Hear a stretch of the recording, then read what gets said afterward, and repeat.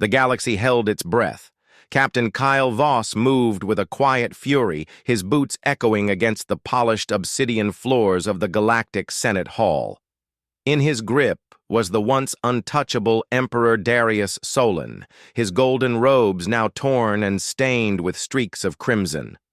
The Emperor's face, a mask of arrogance that had ruled over trillions for 3 decades, was contorted into something unrecognizable. Fear. Kale dragged him without ceremony, each step deliberate, each movement calculated. Around them, holographic. Screens flickered to life, broadcasting the scene across countless star systems. Planets paused mid-revolution, figuratively speaking, as billions watched this unthinkable act unfold. The silence was deafening, broken only by the rhythmic scrape of Kale's boots and the ragged breathing of the fallen emperor. It hadn't always been like this.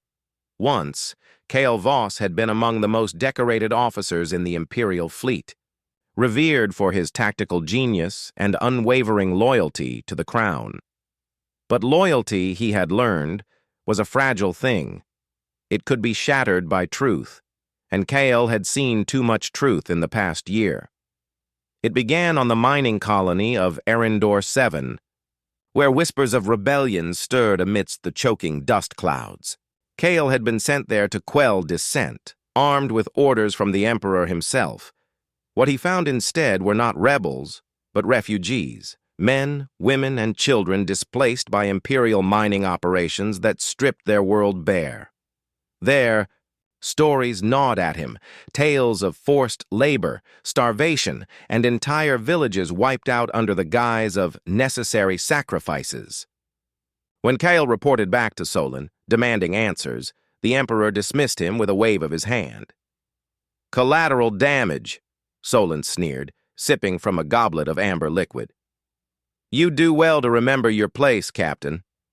But Kale couldn't forget what he'd seen. He couldn't unsee it.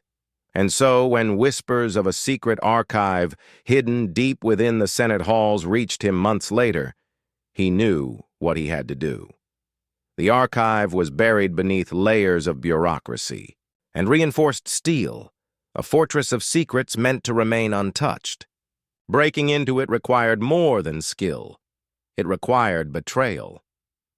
Kyle approached Senator Lyra Callan, one of the few voices still daring to oppose Solon openly. She hesitated at first, her eyes darting nervously toward the surveillance drones, hovering outside her office window. But Kale's resolve was unshakable. "I'm not asking for permission," he said, his voice low but firm. "I'm telling you what I'm going to do. If you want to stop me, call security right now." Lyra didn't call security. Instead, she handed him a data chip containing override codes for the archive's security system.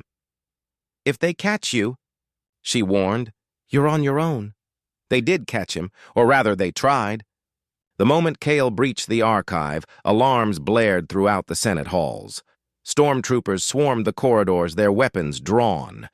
But Kale had anticipated this. Using a prototype EMP device smuggled from the fleet's R&D division, he disabled their suits, leaving them helpless as he disappeared deeper into the labyrinthine complex.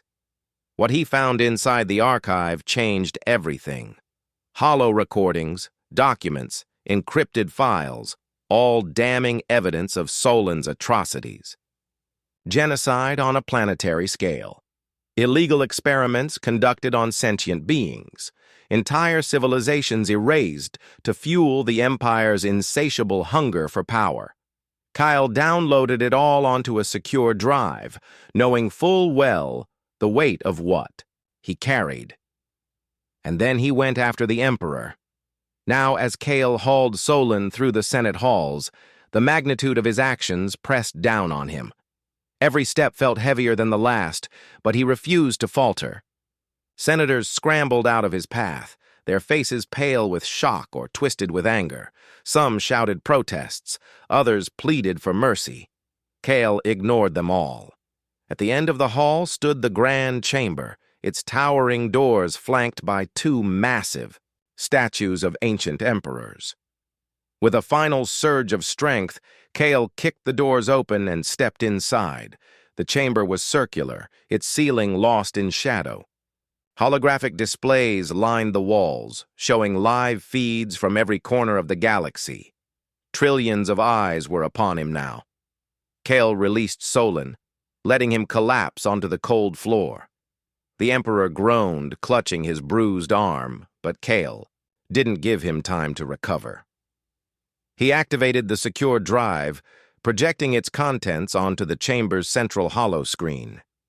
Images flooded the room, devastated planets, charred ruins, bodies piled high like refuse. Voices cried out in anguish, begging for salvation that never came. Names scrolled endlessly, names of the dead, the forgotten, the erased. The galaxy bore witness to the horrors wrought in its name. "This is your legacy, Solon," Kyle roared, his voice reverberating through the chamber. "Not conquest, not progress, but death.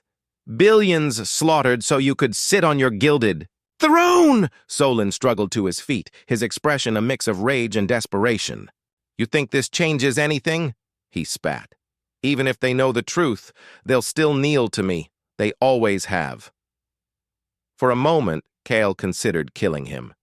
It would be easy, a single shot to end the tyrant's reign.